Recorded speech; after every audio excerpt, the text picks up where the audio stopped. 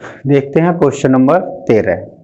Question number 13 में कहा है बहुपद x square plus 1/6x minus 2 के शून्य ज्ञात कीजिए तथा बहुपद के गुणांकों और शून्यकों के बीच संबंध सत्यापित कीजिए।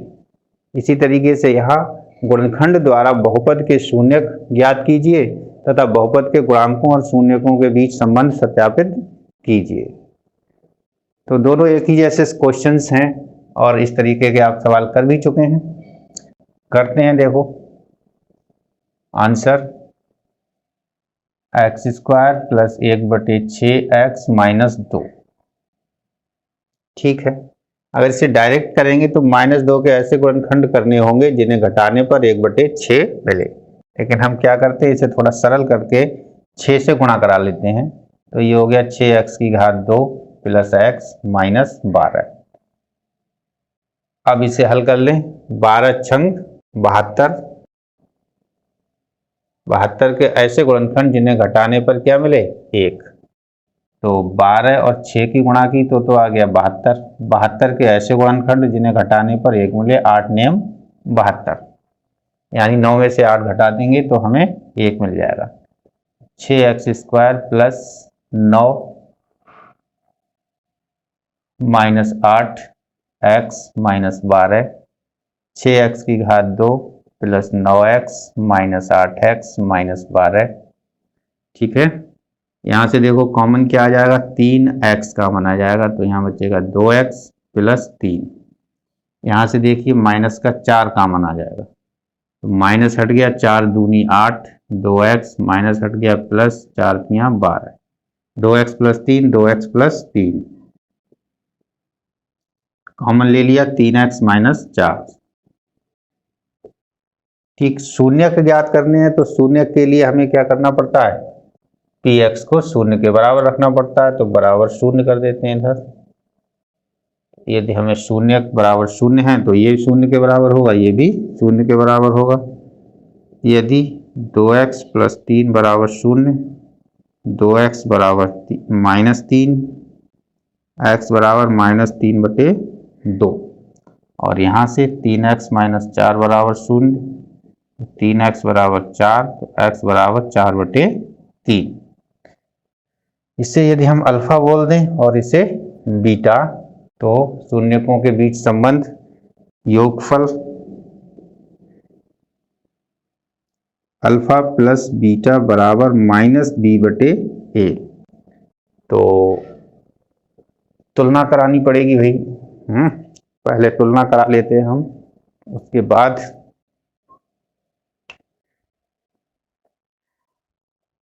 बहुपद जो हमें दिया था वही ले लेते हैं। x² प्लस 1/6x माइनस 2 की तुलना ax² plus bx plus c से करने पर, तो यहाँ पर a बराबर कितना आ गया, 1, b बराबर x का गुणांक 1/6 और c बराबर -2। चेक कर लेते हैं योगफल को, यानी कि अल्फा प्लस बीटा बराबर -b/a। अल्फा है -3/2 और बीटा है 4/3, बराबर -b का मान 1/6 और a का मान 1। ठीक, इधर हम लासा लेके इधर हल कर लेते हैं। तो यहाँ कहीं सॉल्व करना पड़ेगा हमें। लासा आ गया 6,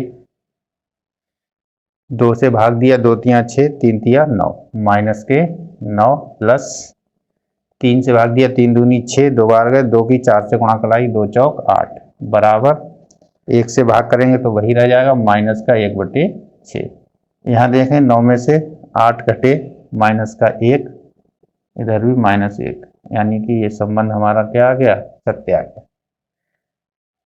योगफल हमारा चेक हो गया। गुणनफल को देखें, अल्फा इंटू बीटा बराबर c/a, अल्फा -3/2, बीटा 4/3, c का मान है हमारे पास -2 और a का मान 1। देखें 3 से 3 कट गए, 2 एकम 2, 2 दूनी 4, तो यहाँ -2 बराबर -2, ये भी संबंध हमारा सत्य है। तो इस तरीके से ये क्वेश्चन नंबर 13 हो गया, 13वां सवाल हो गया। सवाल नंबर 14 का सॉल्यूशन आंसर देखें। गुणनखंड द्वारा बहुपद के शून्य ज्ञात करवा रहा है, कर लेते हैं। तो यदि शून्य ज्ञात करेंगे तो बहुपद को कहाँ रखना पड़ेगा, शून्य के बराबर। 7/2 -11/3 -2/3 बराबर 0। 3 है बटे में तो 3 से गुणा कर लेते हैं, थोड़ा सरल हो जाएगा। 3 सत्ते 21 2, यहाँ 3 से गुणा करेंगे तो 3 से 3 कट जाएगा, यहाँ 3 से गुणा करेंगे तो 3 से 3 कट जाएगा। ये आ गया 21 दूनी 42, ये आ गया 42, दोनों का गुणनफल। माइनस का चिन्ह है इसलिए 42 के ऐसे गुणनखंड करेंगे घटाने पर 11 मिल जाए, तो घटाने पर 11 मिल जाए। तो 42 के क्या गुणनखंड हो सकते हैं भाई, 11 मिले घटाने पर। 42 के गुणनखंड कर ही लो, 2 दूनी 4, 2 एकम 2, 3 सत्ते 21, 7 एकम 7। तो देखो 3 दूनी 6, ये हो जाएंगे 7 और 2 आप एक साथ ले लो, तो 7 दूनी 14 और 3, 14 में से 3 घटा दोगे तो कितना आ जाएगा, 11। ठीक है, 7 दूनी 14, 14 तियां 42। तो यहाँ आप -14 - 3 बाई -2 बराबर 0। पद बाई में है तो यहाँ पर बाई सही कर लो, एक्स नहीं लिखेंगे, पाई लिखेंगे। 21/2 माइनस 14 माइनस प्लस 3/-2 बराबर 0। 7 कॉमन आ जाएगा, बाई कॉमन आ जाएगा, 7 यहाँ 21, बाई बच्चा -7 दूनी 14 प्लस, इसमें कुछ कॉमन नहीं आ रहा है तो 1 कॉमन ले लेंगे, 3/-2। 3/-2 हमें पूरा कॉमन मिल रहा है तो 7/+1 बच जाएगा। 3/-2 यदि 0 के बराबर है तो यहाँ से बाई बराबर 2, 2/3। बाई का मान कितना आ जाएगा, 2/3। यदि 7/+1 0 के बराबर है तो 7/- बराबर -1, बाई बराबर -1/7। तो ये आपके शून्यक निकल आए। एक को हम मान लेते हैं अल्फा और दूसरे शून्यक को मान लेते हैं बीटा।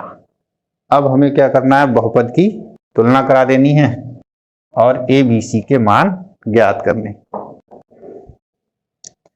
लिख लें बहुपद 7/2 -11/3 -2/3 की तुलना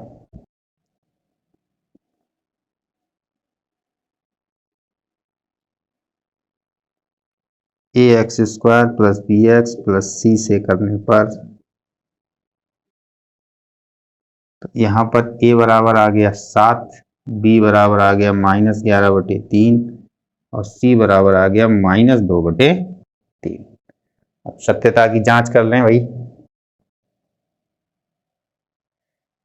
योगफल की जांच करें, शून्यकों का योगफल अल्फा प्लस बीटा बराबर -b/a। लगाएं, 2/3 अल्फा हो गया, बीटा हो गया -1/7, बी का मान है हमारे पास -11/3 और ए का मान है हमारे पास 7। इसे हल करें, 2/3 -1/7, इसे हल करें माइनस माइनस प्लस, और यहाँ इन पास पास की गुणा हो जाएगी, 7 या 21। इधर लासा आ गया 21, 3 सत्ते 21, 7 दूनी 14 -7 या 21, 3 एकम 3, 14 में से 3 घटाए 11 और इधर भी 11/21, यानी संबंध क्या आ गया, सत्य। गुणनफल देखना है हमें, अल्फा इंटू बीटा बराबर c/a। अल्फा हमारे पास है 2/3, बीटा हमारे पास है -1/7 और सी का मान हमारे पास है -2/3 और ए का मान है हमारे पास 7।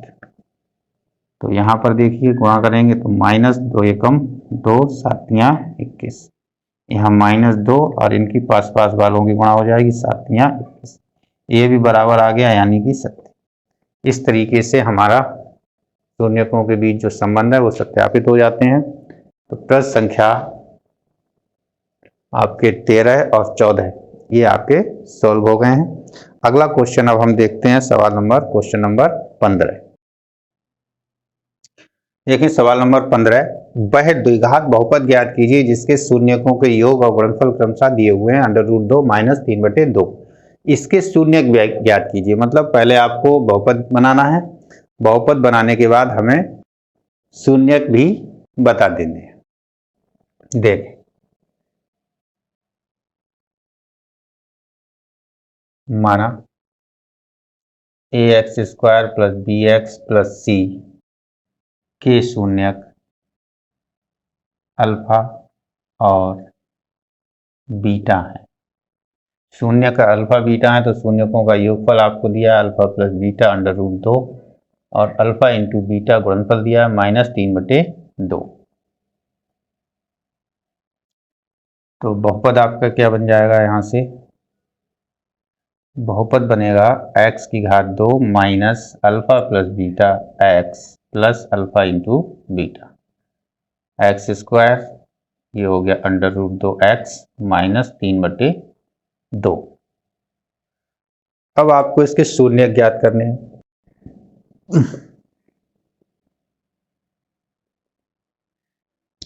शून्य का मतलब अल्फा बीटा ज्ञात करने हैं, तो या तो आप इसके गुणनखंड करा के हल कर लीजिए। तो शून्य ज्ञात करने के लिए क्या होता है, px = 0 यानी x² √2x - 3/2 = 0। बटे में 2 है तो 2 से गुणा करा देते हैं, 2x² - 2 √2x - 3 = 0। अब तो यहाँ अब हमें क्या करना है, 3 और 2 के गुणा करी, 3 दूनी 6।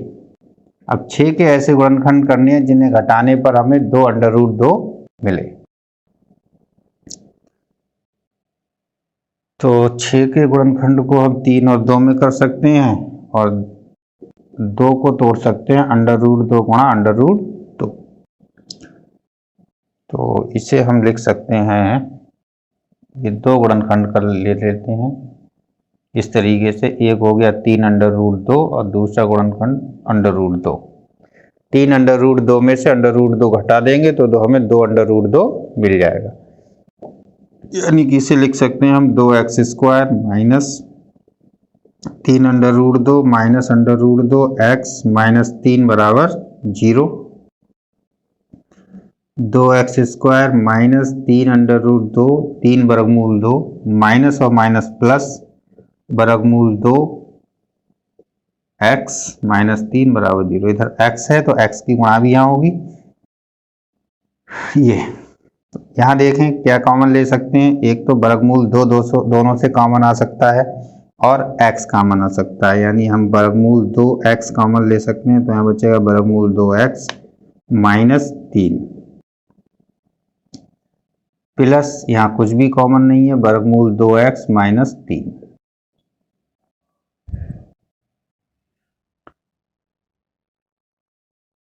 अब देखिए वर्गमूल 2x - 3 को कॉमन ले लीजिए तो यहाँ बचेगा वर्गमूल 2x + 1। दोनों को 0 के बराबर अलग अलग रख लेते हैं। यदि √2x वर्गमूल 2x - 3 = 0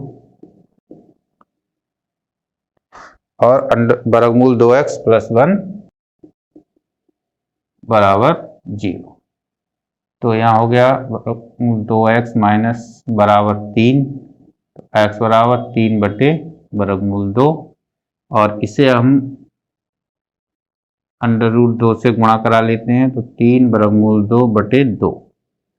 यहाँ देखिए वर्गमूल 2x = -1 x बराबर -1 बटे वर्गमूल 2, यहाँ भी वर्गमूल 2 से ऊपर नीचे गुणा करा देते हैं, तो x बराबर -वर्गमूल 2 बटे 2। ये आपके दोनों शून्यक हो गए, अल्फा और बीटा। तो यही आंसर हो गया। अतः शून्यक 3 वर्गमूल 2 बटे 2 और -वर्गमूल 2 बटे 2 है। आप रैशनलाइज नहीं करें तो कोई दिक्कत नहीं है, लेकिन अगर एग्जामिनर आपका आधा नंबर काटना चाहेगा तो काट सकता है। डिनोमिनेटर जो है हमारा वर्गमूल में, जो हर है, हर हमारा वर्गमूल में नहीं होना चाहिए। ठीक है, वर्गमूल हमारा अंश में हो सकता है, हर में नहीं हो सकता है। तो इस तरीके से ये हमारे आंसर हो गए और यहाँ पर आपकी प्रश्नावली 2 भी कंप्लीट होती है। इसे अच्छे से हल कर ले। ठीक है, पढ़ते रहिए, खुश रहिए, धन्यवाद।